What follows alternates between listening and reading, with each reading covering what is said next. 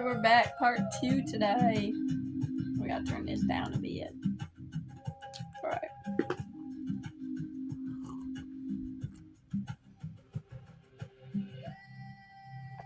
Alright, let me see if I can find this thing in the book. I didn't even look it up. Oh?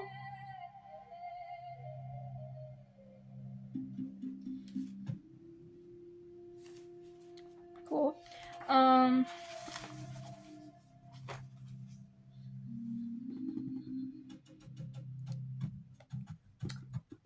Empty your mind, be formless, shapeless, like water. You put water into a cup, it becomes the cup. You put water into a teapot, it becomes the teapot. You put it into a bottle, it becomes the bottle. Now, water can flow, or it can crash. Be water, my friend.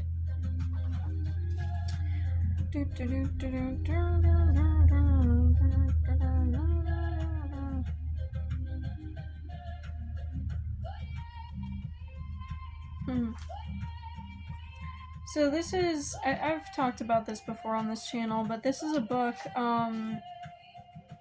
that Bruce Lee's daughter wrote.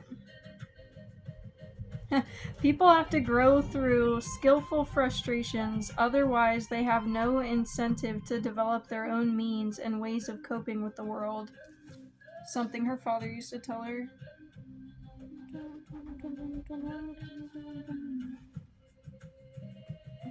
Water may flow swiftly or it may flow slowly, but its purpose is inexorable. Its destiny sure. I'm just gonna read this for a little bit. We're on chapter 1 of Be Water, My Friend by Shannon Lee. Martial arts was my father's chosen love. From the age of 13, when he started practicing Wing Chun, until the end of his life at age 32. He practiced every single day with little exception. He said of his passion for martial arts, "Everything I have learned through the practice of martial arts." He had an extraordinarily sharp and insightful mind, and I often think it was a brilliant piece of fate that a mind like his was attached to such a physical and combative practice. As it turns out, martial arts is a perfect metaphor for life. There are few disciplines where the stakes are so personal and so high as in a fight.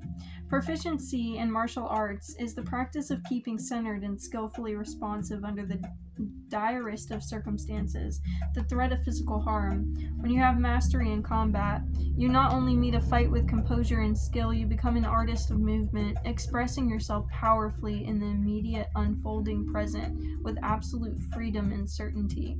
When your personal safety or very life is on the line, to remain alert, mobile, and skillful is an immense feat of self-mastery.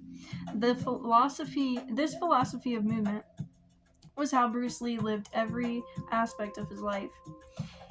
He was always after what I like to call the real fighting, real living, street-tested concepts, everyday applications. He didn't deal in points earned or light touches landed, as was the style of the day in high-level competitions.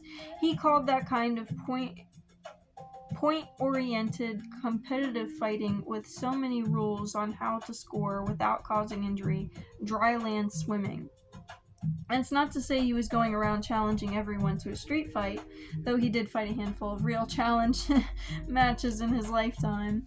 But yeah, like he used that physical practice as a way to connect with himself so deeply that he moved as in a dance in the fight, like in this flow, like water. No limitation, using no way as a way, having no limitation as a limitation. Yup. In the flow. I was gonna look back because I know that Be Water, My Friend is not the full quote, and she goes into that a little bit in this book. I didn't get all the way through this, I'll be honest, because at the time it wasn't the right time. But I'm feeling like I might come back to this now. Be purposeful. One of the burning questions we all have is, what is my purpose? What am I meant to be doing with this life? What mark am I meant to leave? What's my most important work? What is this all for anyway? My father would say the most important work you have in life is to be yourself, or as he called it, to self-actualize. What you do, teach, play, sports, feed starving children, enforce the laws, write books, and who you are, a parent, a spouse, a partner, a mentor, an artist, is not as important as how you express your what and your who in everything you do. How are you being? This is what people mean when they use the word embodiment. To embody an idea, a practice, a value, or a concept is to integrate it into your being, which is expressed through your doing. To say that kindness is important to you, but then not to be kind means you have not fully embodied the value of kindness. To self actualize is to raise your human vibration, reach for your greatest potential, and express it outwardly as you move through life at the highest level possible, whatever that may be. Where you choose to express it in your hobbies, in your work, in your relationships is just the vehicle through which you shine your light.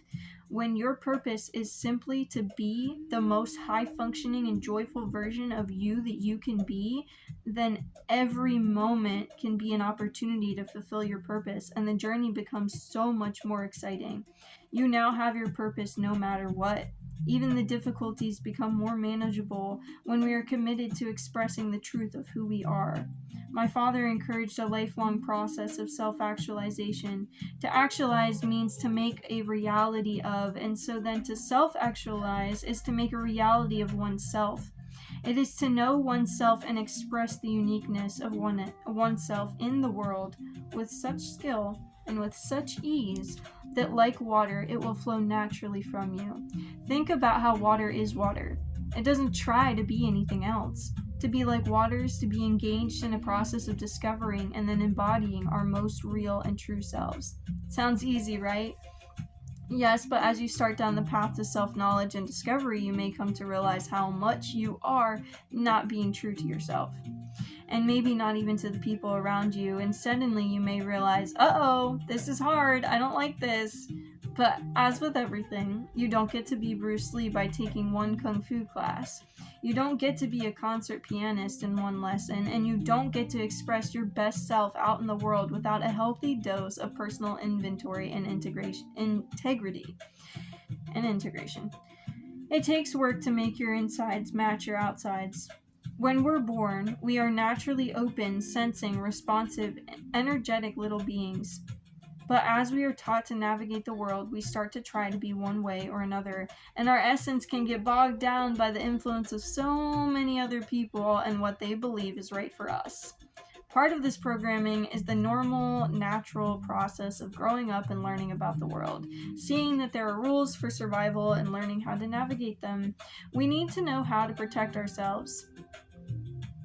All you little empaths out there, all you beautiful little souls that keep that little beauty into the real world but have been doormats that have gotten stepped on. This is for you. This is for you, Pookies. When we are born, we are naturally open, sensing, responsive, energetic little beings, but as we are taught to navigate the world, we start to try to be one way or another, and our essence can get bogged down by the influence of so many other people and what they believe is right for us.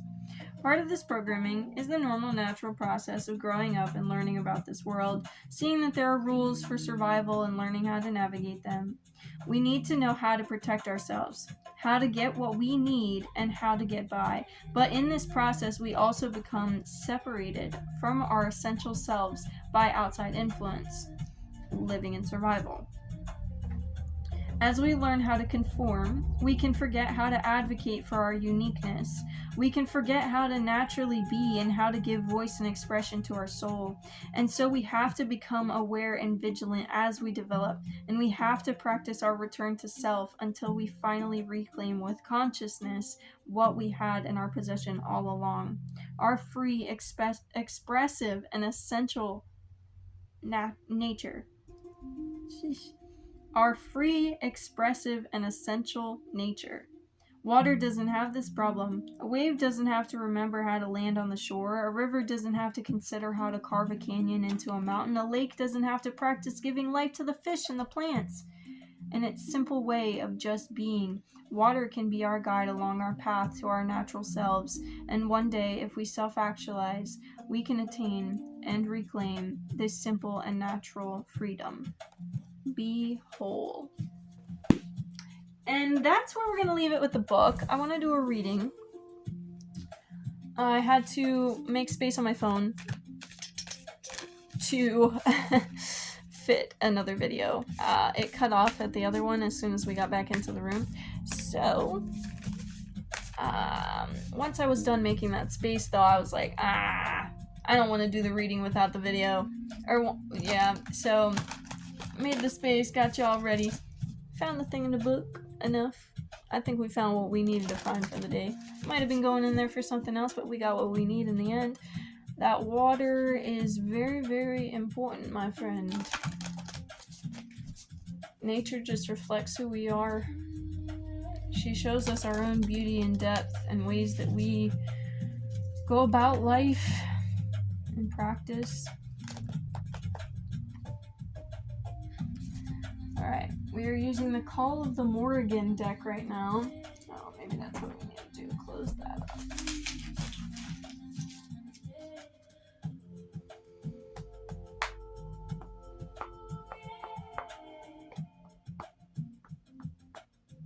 It's on the back.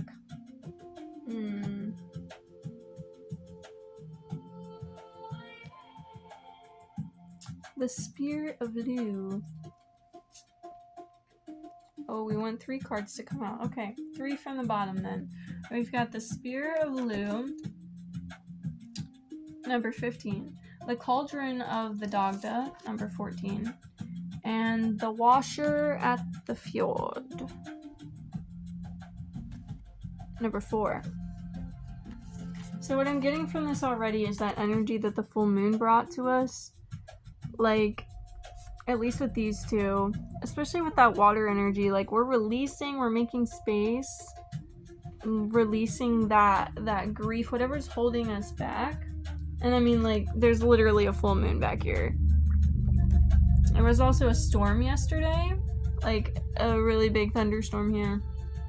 But look at all the growth that's coming from that. Like, he might be screaming, he might be crying and releasing, but there's a purpose and a point. Just like the fucking water, there's a purpose, there's a point. Like, he's throwing that spear with intention, right? And then, yeah, like, he's releasing this, making space. We're flowing that out of us because, I mean, shit. Alright, let me skim over what they are in the book. 15.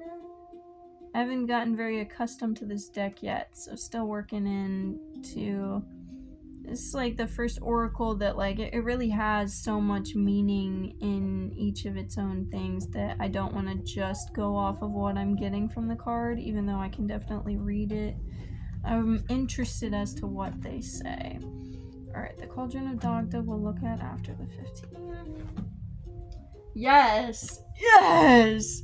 And what else were we talking about? Authenticity, self-actualizing. The keywords: directness, authenticity, and focus. Lu stands holding his spear, focused on the task ahead.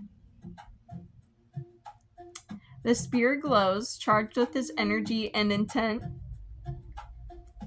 The Great Spear of Lu is one of the 4 treasures, and then we have 4 as the last card.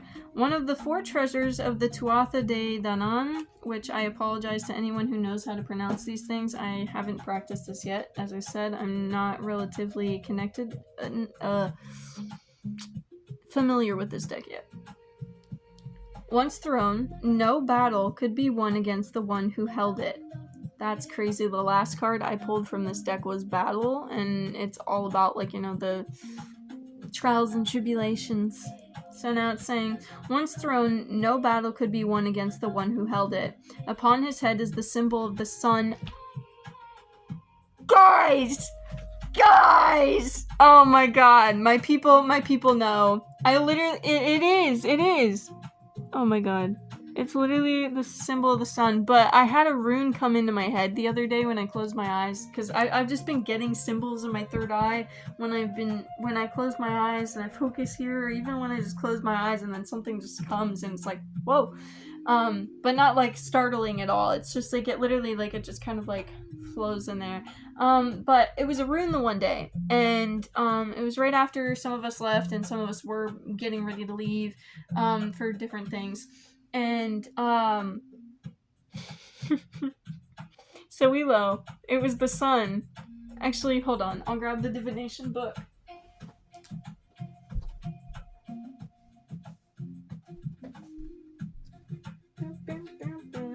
Oh my god, and I have another feather in here!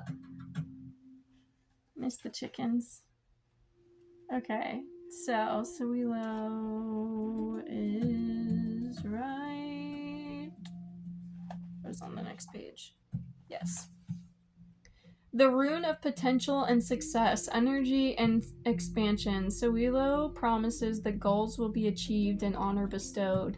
It presages a union between the conscious and the unconscious, but it also counsels restraint. Merkstav, which is reversed. It speaks of bad advice leading to false goals being set of despair and of retribution. Sowilo, as a talisman, gives a boost to energy levels, increases strength, and generally encourages enthusiasm. That's just crazy how everything is connecting. Literally everything is synchronized and aligned and networked. Okay. Upon his head is the symbol of the sun, suggesting his connection to Lunasa and his possible associations as a solar deity. He is called, I'm not going to try and pronounce that, of the long arm, referring to his skill with the sling and spear. His other epithets include another person, skilled in many arts is what their name means. Whatever Lu does, he does it well, with skill, focus, and determination. Nothing distracts him from the path of his will. The spirals represent his focus and willpower taking shape and becoming part of reality. Self-actualization. His spear has magical powers, but without the energy of his intent, it cannot fly true to its task. When the spear of Lu appears, it is time to focus and clearly direct your energy to your goals. It's easy to become sidetracked and forget your purpose. See your goals clearly and be honest with yourself. Lu reminds us to do whatever we set out to do with skill. Do the best job you can, rather than crossing the finish line, doing only the bare minimum. Having pride in your work. Let your skills shine. It is not time to beat around the bush. Directness is needed. Are you being authentic in this situation? Your skills and inner light can only shine when you are being true to yourself and your vision. And so now we're going to move back a step to the 14, Cauldron of the Dagda. And I think it's very, it's definitely representing something that we have to go back a card. Because this is what we're coming into now, like after the full moon, right? And what we've kind of been like stepping towards, we've been feeling that energy. But this is also an energy that we've been carrying for a very long time. And this happened, this release, this letting go, this meditation state of just feeling and just, you know, like you're crying for growth, not crying because you're stuck in something. And that is... thanks to the person I got that from. But yeah, like he had to step back, and it's funny because it looks like the same person too. I don't know yet, but we'll see. Keywords. If you didn't see the first video I'm posting today, go back and watch that first. Nourishment, abundance, joyfulness. I really hope my friends see this because, oh my god, it's making me think of everybody. The Dagda laughs, a full-bellied laugh of joy as he sits before his cauldron. That's joy? He's laughing! He's not even crying! See, this is even better than what I thought. Come on, guys. I think what I read from the card is also very important for my readings.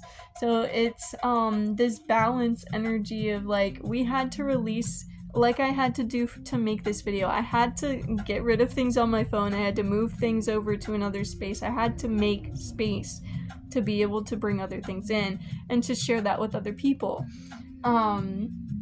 The Dagda laughs a full-bellied laugh of joy as he sits before his cauldron. His cauldron was one of the 4 treasures the Tuatha De Danann brought to Ireland. The bottomless cauldron from which no one ever went away unsatisfied. Within it swirls the abundance of life. Oh my god, I think I know this story. Or at least my soul does. It feels so familiar. Within it swirls the abundance of life. It nourishes us within and without, as above, so below, as within, so without. The abundance the cauldron offers renews our weary spirits, restoring us from spiritual burnout, and brings healing within. To our physical selves, it is sustenance, living a rich, full life.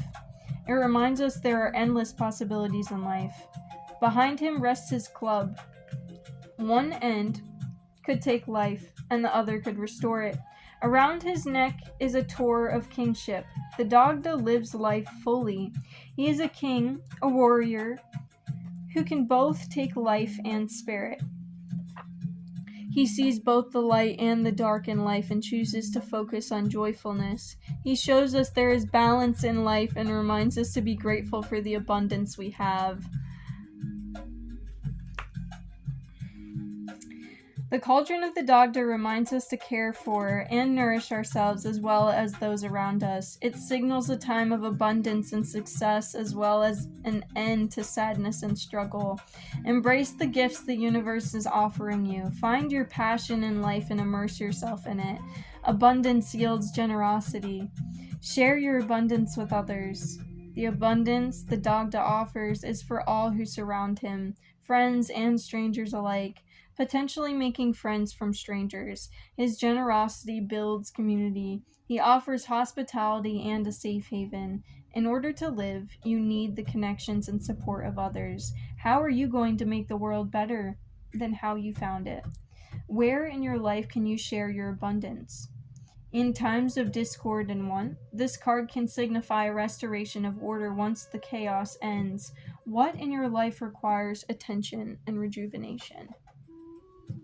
And I feel like that may be answered by number 4, though if you want to go back or pause that and return, I believe anyone getting into tarot or already into it could use those questions and ask their deck those questions, see what cards come out for you specifically, because you immersing yourself with your deck will give you more of a personalized answer than the collective reading I'm doing right now, and give you confirmation on things that you're hearing here. 4, the washer at the ford. Cleansing, release, and washing away. The washerwoman crouches upon the rocks of a river ford, washing a cloth with taloned fingers. Birch trees stand tall, pale and tall in the background.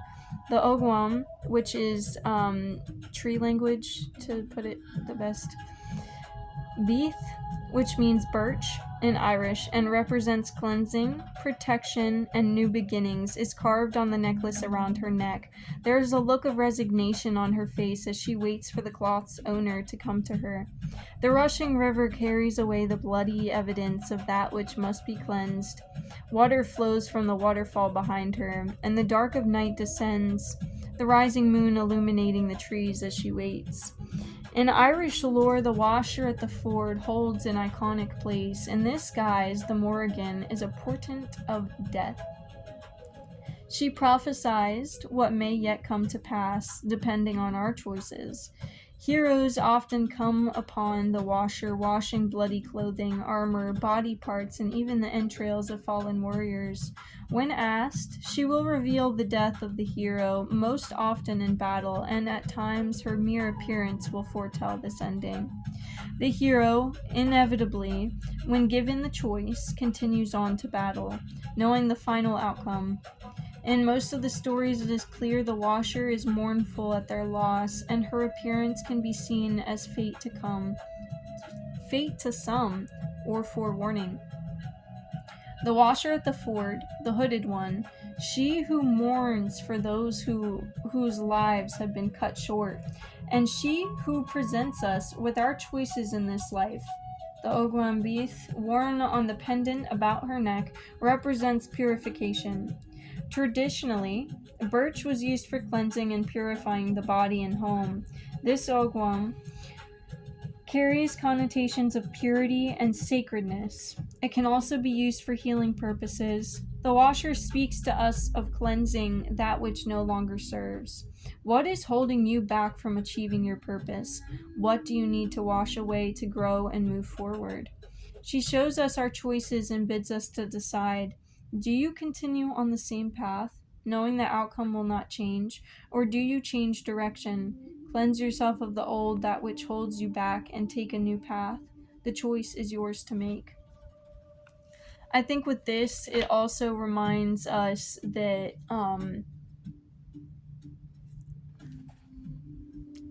she reminds us of that choice. Yes. But also that there's been something I've been hearing recently. I've had this door in my spirit, in my mind, for a long time, and I've met people more recently that are having the same sort of gate, door, key, those sorts of things.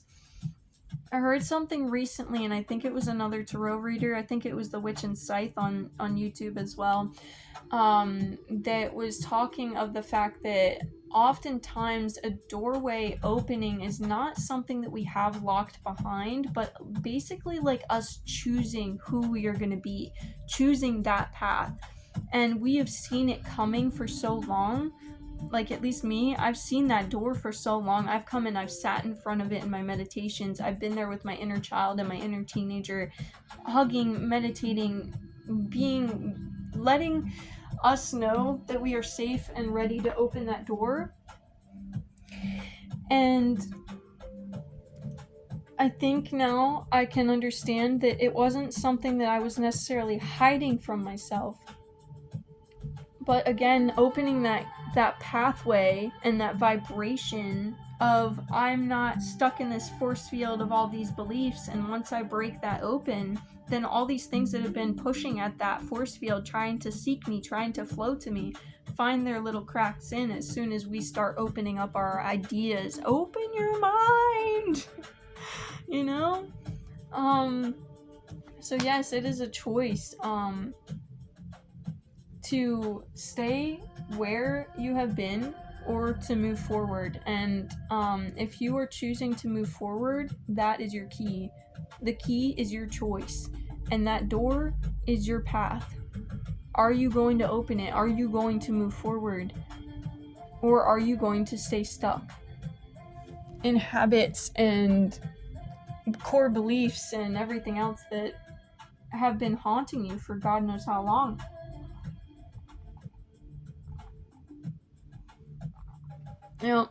I might go to another deck, but I also feel like there is a fourth card.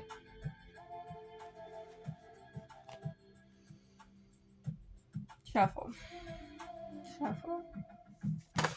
Oh, sheesh kebabs. Okay. We've got our fourth card. 35. Luck. Look at that abundance and that flowing water. Beautiful. Oh, but we've also got a skull down here. Oh, a bunch of skulls down here. Like flowing in the water. I love the way that they like interpret rebirth and stuff in these cards, because like this is the death card in this. Even though it's an oracle, we have like a death rebirth card, right? And like at the bottom of this, it ends up being even more like growth around in there. But like you can see like the 3 ravens and crows, I say ravens or crows because there's both in this deck, and I'm not 100% sure which ones are right there. But 35, let's see. Also 35 goes to 8. I have had this thing. Oh my god.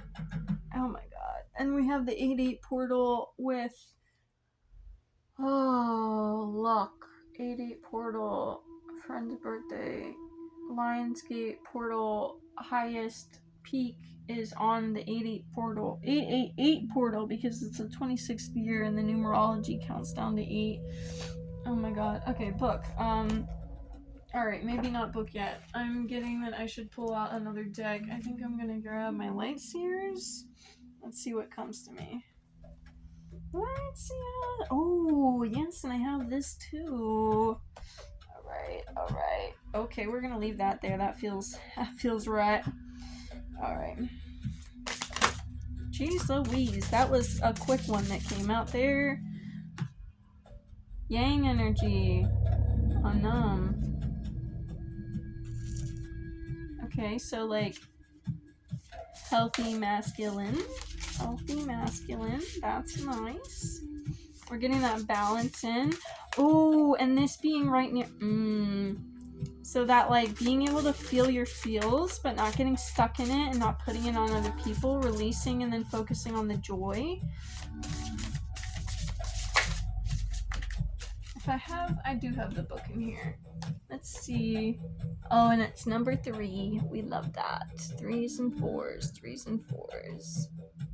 And 7 is what they both add up to. Okay. Yin energy, yang energy. The Aram, which is the flower he holds, symbolizes masculinity. The Yang energy card symbolizes the masculine side, which is present in each and every person. It may represent yourself, a man, partner, friend, or a masculine person involved in the action expressed by the reading. It expresses action, enthusiasm, extension, openness to others, and agitation. This card can also symbolize all actions stemming from your center and extending outwards. As within, so without. Guys, the connections is wild. Because I mean, like, just look at that. And then holding it and then throwing it with it, like holding it at the heart space, setting that intention, then sending it out. Also washing away. Oh, we have a split in the deck. Let's see what this is. Association! I keep pulling this card. I love it! Straw flower. Alright, let me see what it says in the book real quick. I love this though. Union. It symbolizes union. Woo! Oh, and right after that with the... Okay, but I'm putting this near the Spear of Liu. So maybe it's something that you have... I think the meaning is to be interpreted. But the card refers to a union. Depending on the theme of the reading, it will have to do with a work connection, love, relationship, or partnership. Or honestly, I'm also getting this association of what you've been reaching for, whatever goals and things that you've been wanting in your mind. Maybe you thought you were going to want to get it all by yourself and do things alone because you never thought it was going to be a healthy way anyway else. You thought that you weren't going to be healthy for other people. You thought that other people weren't going to be good for you. You thought things were going to slow you down. You were going to slow down other people. But little did you know the things that you are lacking and other people have for you, they're lacking and you have for them. So there's this vice versa of this growth and this exchange. It's just this beautiful balance that when you come together in this union, you have a healthy relationship with yourself and these other people that allows you to feel this abundance and this death of these past relationships that have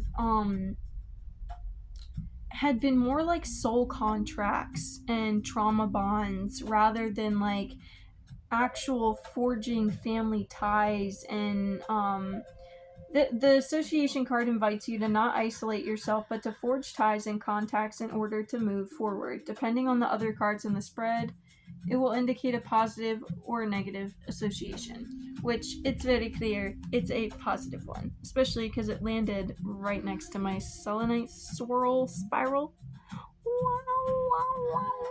Positive energy. I don't know how, I don't know where, I don't know when, but I know something good is coming for me and all my friends. Yes. All right. There we go. All right. I feel like one more card. Maybe after this. We're gonna pull from the Light Seers deck. Okay, mother truckers. Oh, we just got a stack like that. All right, and it's all face up. So we got the Two of Wands. Potential. Look at that. Planning, potential. looking out the window. Guys, stop looking out the window. Okay, but at the same time, we're getting that thought. We're holding this at our chest. We're sitting this in our heart space and our third eye because we're visualizing things. Maybe this is something, a seed you've been planting for a long, long time. You planted a long, long time ago. Okay. Okay, but association, guys. We're going to be looking at this from a different perspective, and I think that the people that you are around are helping you think and look at things in a different way than you have before. Like I said, the fact that you felt like you were never going to find this group of people, that you felt like you weren't going to be able to connect or actually feel love the way that you give it out in the world. Karma. I love her. She a blessing, because when you put out the good in the world, even if you're not feeling it in the moment, even if you feel like you're gonna fucking like you gotta give up because the things coming into your life are not what you expected in the way of love and good things and prosperous things, with people like us collective, we have gone through plenty of our own trials and tribulations to be able to grow and see people, ourselves, the world way deeper and truer than many other people. If we grew up in a soft environment, we would have came into this world naive. And now we are able to protect ourselves. We are able to protect our packs. We are able to protect our soul, our inner child.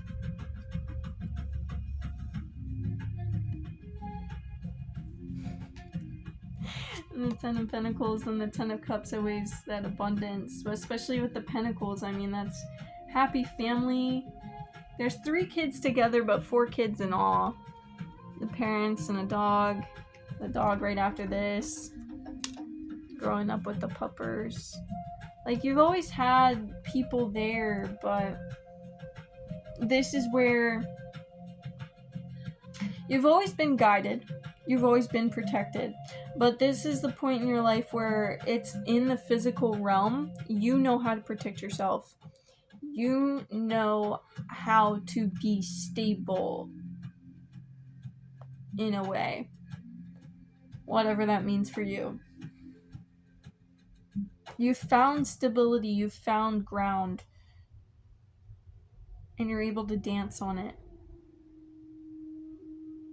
Rather than the dance that you've had to do because you've had to flow with the punches, you've had to move like water with things that have come into your life, you've had to just deal with and flow with the shit that's felt like it was going to pierce you down deep.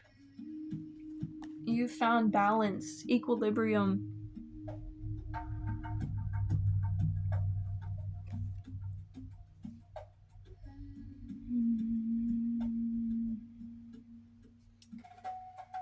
I don't know what other deck we're pulling from right now, but I think that there may be one. Ah, the Green Witch Tarot. Let's go.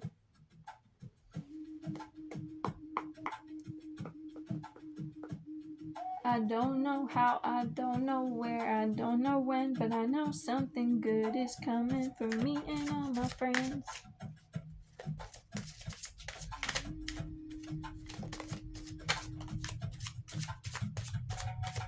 I don't think we're done yet.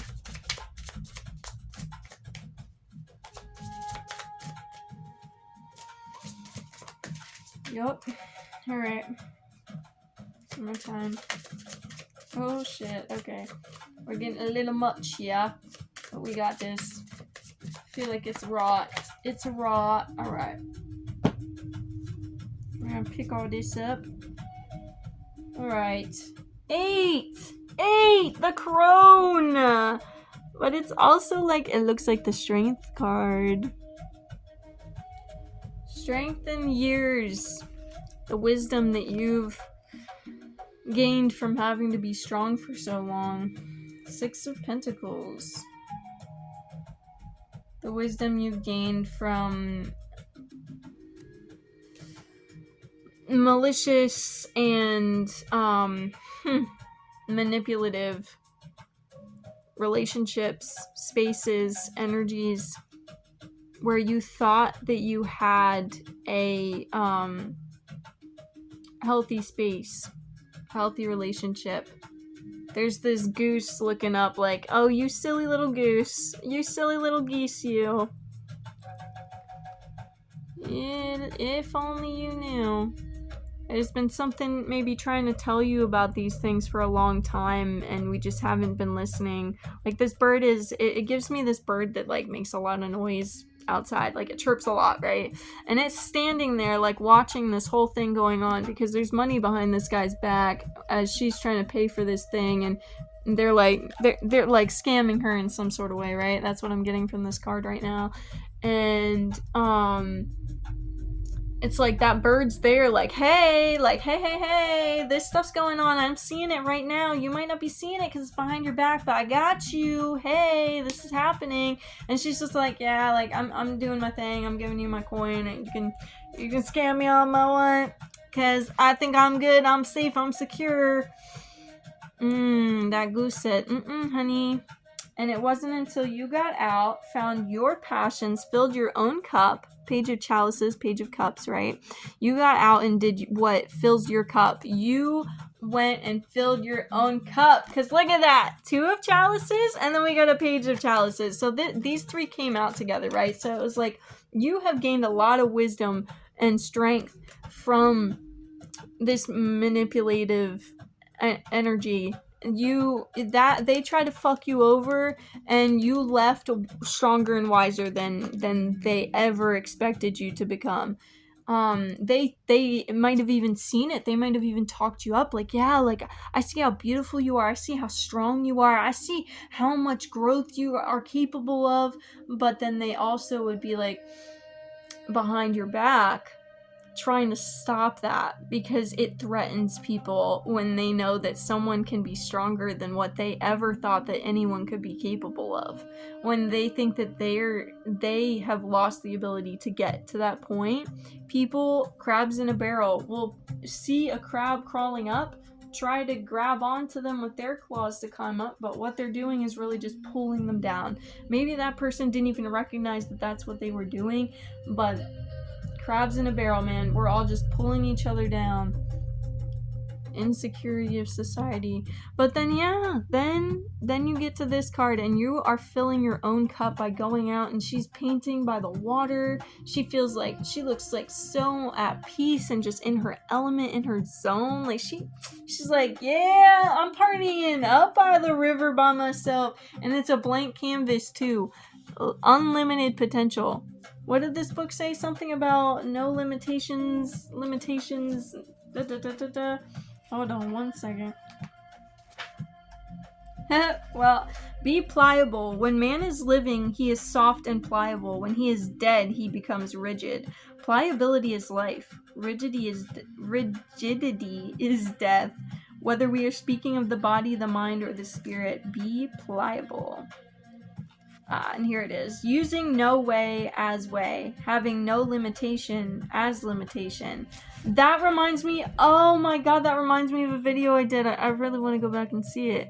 I was sitting out back of my aunt and uncle's backyard. That's great. That's beautiful. But yeah, unlimited potential. Use no limitation as limitation, right? And then the 7 of the themes. Oh, cause look at that.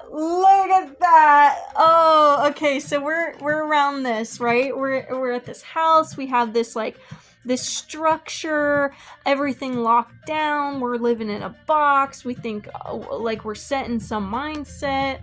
But then, boom, we break free of that construct. We're out in nature where there's no limitations. We have like the foggy view of the trees and the rocks and mountains behind, and the flowing river, just like limitless potential, blah, blah, blah, blah, blah. Blank canvas, all this, and that. And then what else comes in? What else comes into the picture when you focus on yourself? True abundance, like someone bringing you what you need as you get to share your space with that person. Guys, how powerful is that? You break free. You hold on to your strength and your wisdom. You, fill your own cup. Get to that point, and then, see? And this is something that many people might see as a setback when they're first getting into healing, or even whenever, because if you're not facing necessarily this idea, this construct that feeling things and everything is more of the process, if we're stuck on, oh my god, I'm feeling this, I'm still dealing with this thing, you know, I'm smacking myself in the face because of shit I was processing last night, and I was like literally saying this shit like, oh my god, like why is it still in me? Like I like, you know, like I'm not rushing the process, but I'm getting a little bit annoyed with the fact that I am still dealing with this. But the thing is, when you focus on yourself, things are bound to come up. And when you focus on yourself and then you have this association of other people coming in to make this even more of a safe space, an abundant space for you, then you're going to have more dark nights of releasing. That bat echolocation, you have found through means that maybe other people may not have thought that you could find this. They thought, oh, they're stuck on this, so that means they're never going to get to this place. And so that idea was stuck in your mind. That was the box, that force field stopping you from that flow of everything that's trying to seek you right now. But you are the bat. You said, fuck all this shit. I'm focusing on me. If abundance wants to come in, it can come in. I'm finding my peace. This is connection. This card is all in purple and blue, which is the top chakra, connecting you with your highest self, connecting you with your highest realm, your starseed family, your ancestors, etc. You making space by feeling, releasing, doing whatever that is for you, being whatever that is for you, is how you open yourself up to more alignment, more vibrations, and more things that are seeking you. You found your space, but you're not alone anymore.